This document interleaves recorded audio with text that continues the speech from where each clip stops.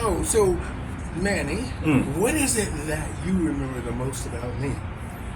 Okay, well, as a female impersonator, of course. Yeah, like how did we meet? Oh my God, that was so long ago. I think we met at the Second Cup when the Second Cup was still there. You were buying coffee, and then you introduced yourself. Yeah, you were. You did work at the second Yeah, club for yeah. years. For years, yeah. I worked there, and then that's where we met, I think. And then after that, there were other places, but unmentionable. Oh. But yeah, but the thing that I've remembered about you was that, again, you said it before in the questionnaire that you had, but detail. Like there was a lot of detail involved. A lot of performers in the past, like Donorama or like even Misconception. A lot of them were detail oriented, like performers. You're definitely one of the tier one detail oriented people, and there was a lot of attention that you put on the response from the audiences. You were very adaptable. You were responsive to like people's requirements, like what they need. Especially you can control the crowd. Oh, Yeah, thank you. because of the detail that your detail oriented manner. So what do you think has changed now after COVID about the community? What do you think has changed? I may be wrong about this, but it doesn't feel like there's the same kind of admiration for a female impersonation that we once had before, because we were together like a lot of us after like Richmond Street, after our Stonewall, if you may. There was a lot of uniformity. There was an actual village. We can rely on each other. If there was something that happened with somebody, X whatever, you call somebody and everybody's gonna go over there, and then they deal with it like all together, like a village, like a neighborhood. In that regard, even the performances, even the shows themselves, it seems so alien like nowadays, because there's not a lot of uniformity. There's not a lot of neighborhood. It is strange. We were such a community before, and everybody helped everybody. We did a lot for each other, and we were in it together. And now that's just gone. Not that it doesn't happen, but it seems more an exception rather than the rule. Like nowadays, that's one of the big ones. After all these years, I really it's hard for me to say this, but I really don't want to do any shows in the community. Why is that? I just think that it has nothing to do with the young generation. It's just that I'm not interested. How so? It's for some reason something has changed in me about I want to do things big. Like And I think Casino Rama big? What do you mean? Yeah, I mean big, even bigger than the casino. I'm going to do theaters and arenas. I think that I have outgrown the gay bars and the clubs, and it's not that I won't do it to help, but I'm not interested in doing that. I figured I've already done that. Well, it's now time to do something bigger and better. Forgive me, but it seems that your history will reflect that possibility. You can do something like that, and who knows? I mean, we'll have to concoct something. We'll have to figure out something that's a huge endeavor, and that can easily be done with your history, I think. Yeah.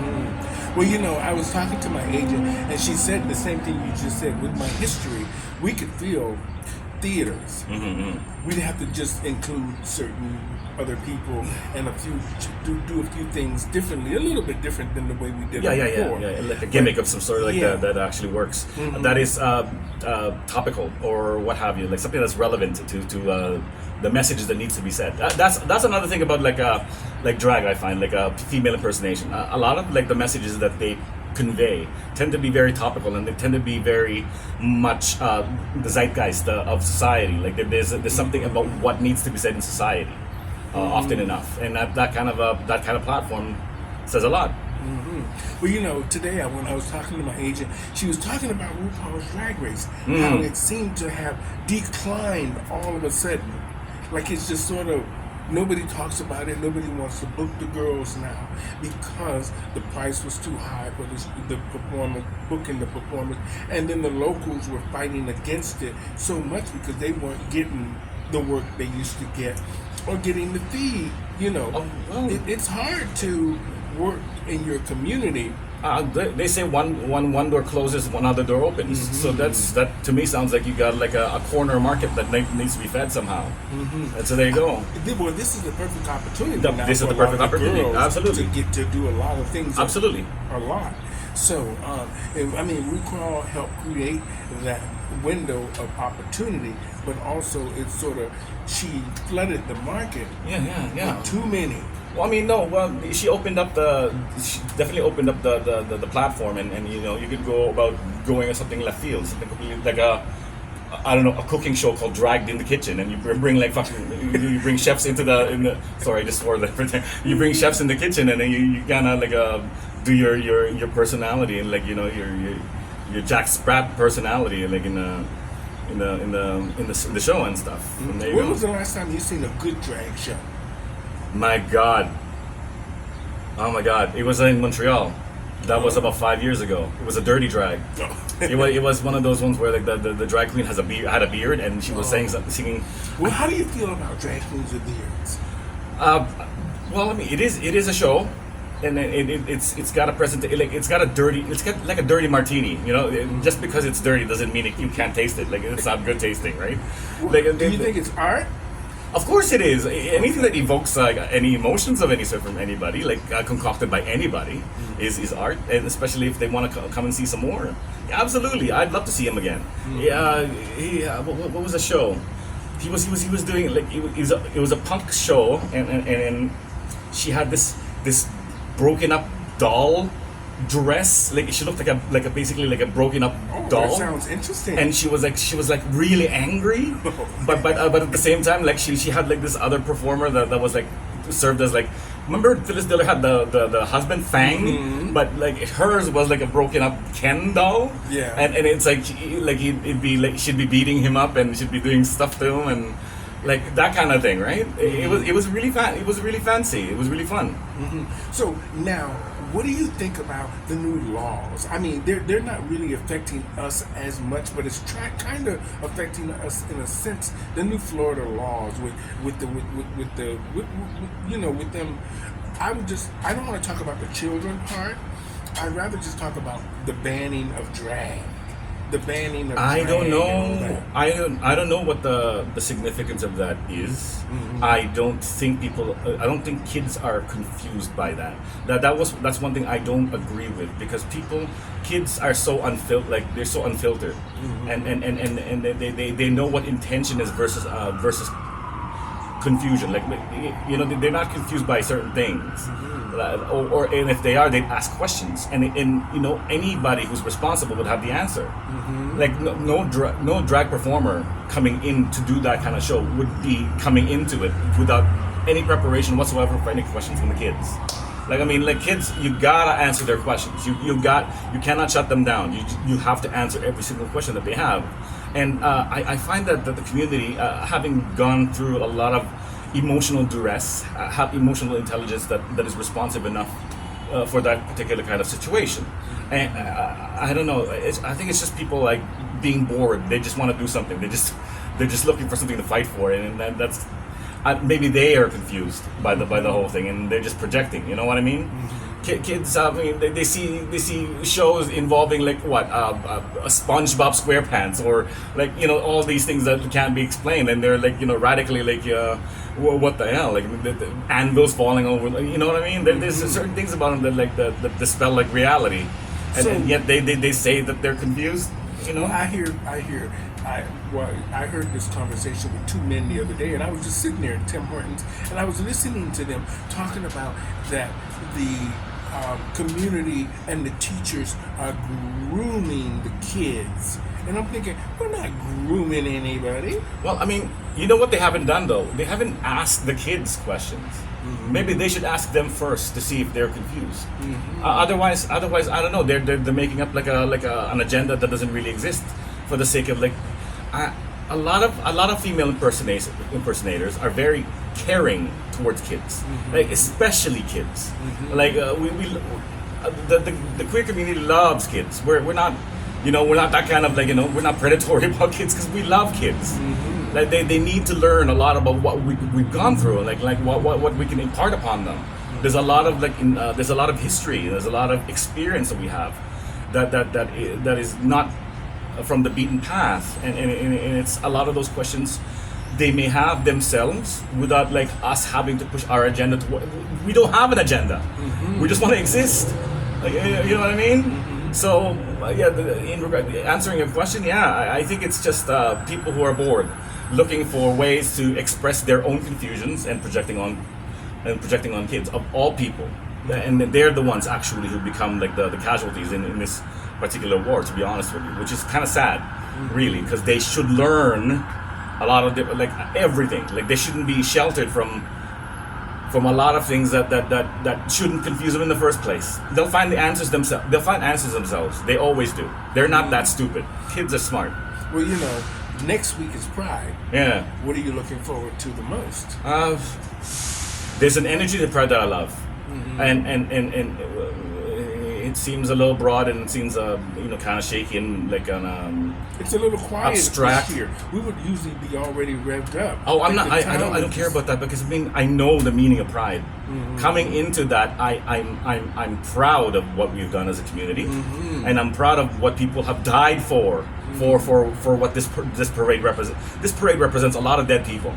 This parade represents a lot of fucking a lot of struggles. Absolutely, and people who are enjoying the merits of partydom, like may overlook that part of the whole thing. I don't. Coming into that, I'm proud of where we are, and I'm proud of being who I am and I'm allowed to be.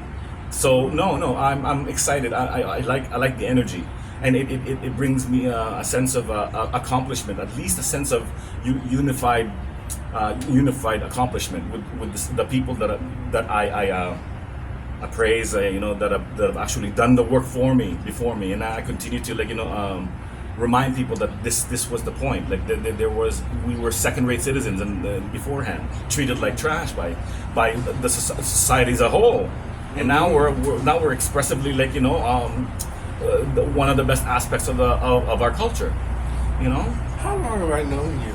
20 years. Oh my God! And we never had this real outward conversation. I'm so glad we're having this now. You know why I'm glad we're having this now? It's because I always thought you were smart, and once you start talking to me about the different projects you wanted to do, and I was telling you what I wanted to do, and you said, well, I'm going through this here right now, and and I figured we're all going through something right now, because the after effects of COVID and us trying to recover, either we're trying to recover from work, we're trying to recover emotionally, all of the relationships, whether it's from work or our partners and marriage, all these things are now different. COVID did a lot, man. COVID did a lot. It destroyed a lot of good things. And now we're all here faced with the high cost of living now, the high cost of apartments, condos, just anything affordable is a challenge. I don't know if that was singularly part of the COVID, but definitely that's a problem that we have. That's a big problem we have now. Now, next week with Pride, I'm looking forward to doing a lot of the things. Now, let's talk a little bit about the corporate. Now, they always talk about corporate greed. Now, we have we're not going to say them on the camera here about which, things seem to dominate our community. But what do you think about corporate greed? Now, we do need the money to put these events on, to pay the performers, to pay security, the police, to do so many things. What do you think about that? We can't split hairs, man. Like, there are certain things that became a necessity. I mean, it wasn't that they came without being embraced by the community in the first place. Like, that particular, there's also benefits to that particular that corporate presence. We are basically represented. That's a big one. I mean, we have representation now. Like, we have even if we have posters in the middle of but blank nowhere that involve like a drag queen, and they've never seen a drag queen. All of a sudden, we have we are exposed. Like we're shown to these people that we actually exist. And the best part is, since it's a company, a beer company or whatever, like whatever company that you want, a corporate company that you want, they present us as like a normal people. Like it's a normal. There's a normalcy to it that is not, like not cartoonish and garish. Like we're normal people. That we are part of the community. That we are part of society, and that we exist, and we're not gonna go away. We've been here since the beginning. Like, I mean, Well, the fight, we've always fought, but yet we always used to be more unified. We used to be more unified. There's a real divide now in so many areas, whether it's Black Lives Matter, or whether it's the pushback with the Florida laws, or whether it's just the hatred and bigotry of the trans community, and especially the black trans community. And then, of course, the divide in the country of its immigrants. And how do we move forward as a for our community? Number one, how do we heal our community? I think what we should be looking at is not the negatives, but to solve that problem is to look at the positives and look at the accomplishments that we've done together, and remind everybody else that we have done that together. And without being together, those things would never be done. And in so noting and remembering that a lot of the reasons why people help in the first place is because it's simple human decency. It involves a lot of simple human decency, and if you forget that, then you become complicit to like the evils of like what you've said. Like the laundry list of problems happen because nobody does anything. What was that? What did Mrs. Roosevelt say again? Evil people flourish because the good people don't do anything. That's I'm paraphrasing, of course. That's not exactly the statement, but that's all it needs. Evil can propagate when that happens, when no one does anything, when they just stand watch and see. Well, I just saw a thing on the news with Trudeau proposing to invest more money into the LGBT community in a whole, so we're not struggling every year with trying to get corporate money to fund anything that we're doing within the community, whether it's arts. It's funny that we have to become like a class of some sort for us to like matter. I mean, human rights and such should be simple enough, right? I mean, and performance and expression is part of the arts. So yeah, like we model like agendas and lobbies model so many things that are there that should be commonplace. Also, the ones that perform should know what they're doing as well. Like, I mean, there's also reasons why you do the performances. There's always a reason why we're here. And when you forget that, we become easily clouded, and we get dismayed and disdainful. And that's really the issue here. Like, some people come in looking for like glory, like immediate glory, but that's not the point. That really wasn't the point in the first place. So in closing, let's say what do you think the young people should do? Because there's a lot of young drag queens that are getting this instant fame now, whether it's from RuPaul's Drag Race, or whether they're influencers on the internet, or they're beauty influencers, and all these young people and young drag performers, or young queens they call them, are now all over social media. What can they really be doing besides putting makeup on, which is a big pushback because women and these blue collar workers are now, most of us are online now, watching all of this. So what should the young queens or the young queer community, the woke community, is that what they call them? The woke community. What should they be doing? What should they do? Actually, the best answer I have for that is this. Okay, so if a person wants to be an actor, I'm just saying as an example, like a person who's emoting a character, they do their homework as to what the background is of that character. And then like for example, if they have like a historical figure like the Eisenhower, or they're doing Rommel, or like a Patton, or whatever, they're doing a character. They should study their history, right? And it's only good for your homework. It's only good for your presentation that you know the character that you're portraying. From if you want to portray Phyllis Diller, you gotta study what she's done. She was a phenomenal. Oh, she was a phenomenal person. She had so many obstacles she won against single-handedly, and all that. By that rationale, by that thinking, whenever someone puts on drag, like they should know what the original drag queens went through first, historically, studying what the history of the art was, the obstacles and their accomplishments in the past. So drag should have a message. Drag should have a history that we can easily throw around and say that this is what happened, this is why I do this is why it's relevant, and it should be that's a simple form of respect that needs to be shown by people who are doing drag in the first place. They need to study the history first. Otherwise, you're standing on nothing, or you wouldn't have the strength to know what you're fighting. Like there's a fight. There's always a fight.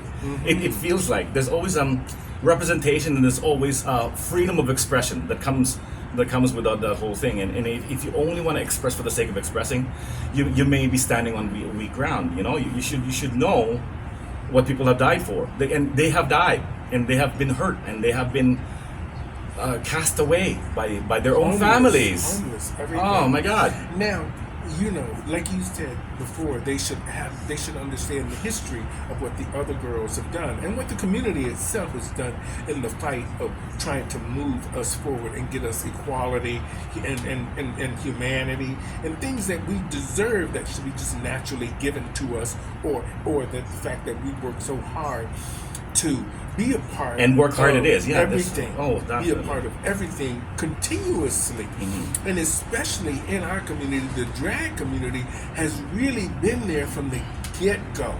Now, the young drag these days, like I said, they're looking for that instant gratification.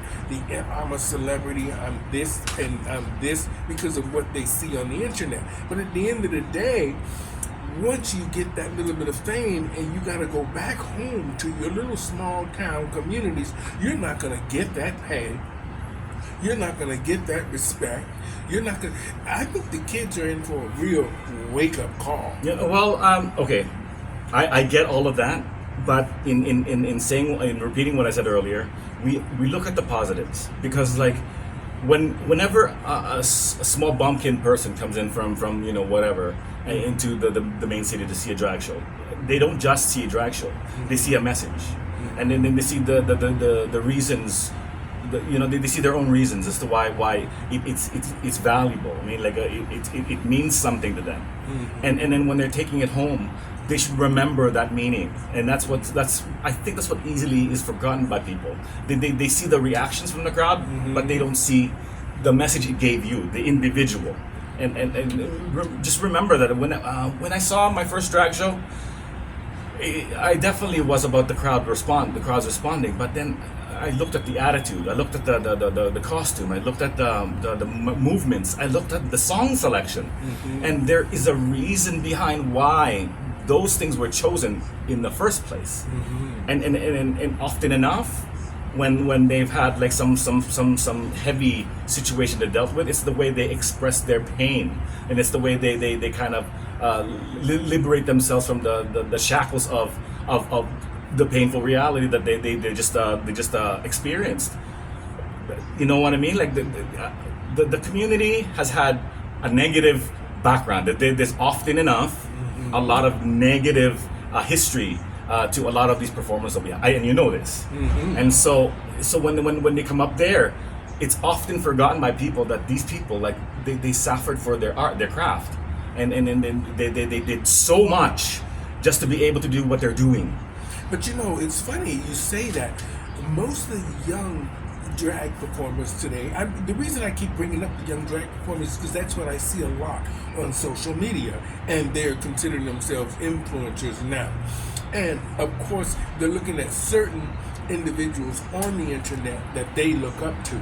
Now, like you said, they haven't educated themselves about the real activists or the real people that have done the real work in the drag community. They don't even know who half of these workers are. Funny enough, I'm very certain, I'm convinced that a lot of these people who do that presentation of drag, the young ones, I mean, they might have their own battles that they were going through. That might not be too dissimilar to like the historical accounts of like past performers. It's funny, but if you get to know these individuals and actually get to hear about their stories, I'm certain that there's a battle that they're going through, and that's the reason why they're looking for that in the first place. And that may be the touchstone that you might need for to elaborate onto them that a lot of what you're going through is not dissimilar to what a lot of these performers have gone through in the first place, and that's the bridge that you might actually cross. That you might be able to like find some sort of uniformity with them. Well, you know, I always said that most of the time our drag, and back in our day, it was boots on the ground. We had to connect. We had to go from bar to bar. We had to march down to City Hall. We had to do the pride landlines. We had to do landlines. Landlines. That's so true. The Oh my God, that's so true. Oh my God. Landlines. Yeah. And we had to do boots on the ground. The kids don't have to do that now. They got the internet that does everything for them. But you forget though, they have their own struggles right now, and we may be overlooking that simply because we're convinced that we've suffered more. I think that everyone suffers all the same, and I think just because like someone is banal about it or someone just seems jaded about it doesn't mean that they actually don't live it. Like we just have to be careful that not to like like in reference to our own history, overlook that about everybody. And I think I'm convinced that anybody who choose to perform have their own battles, and that's all it is. It's just a matter of like a little bit of deduction. And I know most performers are smart, and they can read all of this already. Well, you know, I want to just say thank you. Today, you made this very interesting for me today, because at first I was like, oh, I've had such a busy day, I can't do it. You was like, no, really? And then I was like, okay, let's just get it done. Now, in closing, what are you looking forward to most this year with Pride? What I find that I'm missing, for me, even though I'm going to be very busy with the shows and I'm looking forward to doing all the things that I'm doing, I find that Toronto, this week would have already been buzzing. And I find that the city's on a low. Well, you know when you get used to And something. next week is Pride. Don't overlook the fact that maybe when sometimes you're used to something on a regular basis, since you're expecting it already. Not everybody has to be like excited about things. They're just doing their day to day, and since there's a laundry list of problems and laundry list of issues that they have to deal with beforehand that have accumulated because of COVID and yada yada yada yada. Much more so than the regular. And the regular years where everything was just expressively like happy-go-lucky. It's not so happy-go-lucky nowadays. Oh. So I mean, isn't. so Very... just because we don't see them radically like expressing themselves that way, like in their incitement, doesn't mean that they're not excited. They may be like underground. They may be just a little subtle about it this year, since there's a lot of other things that they need to like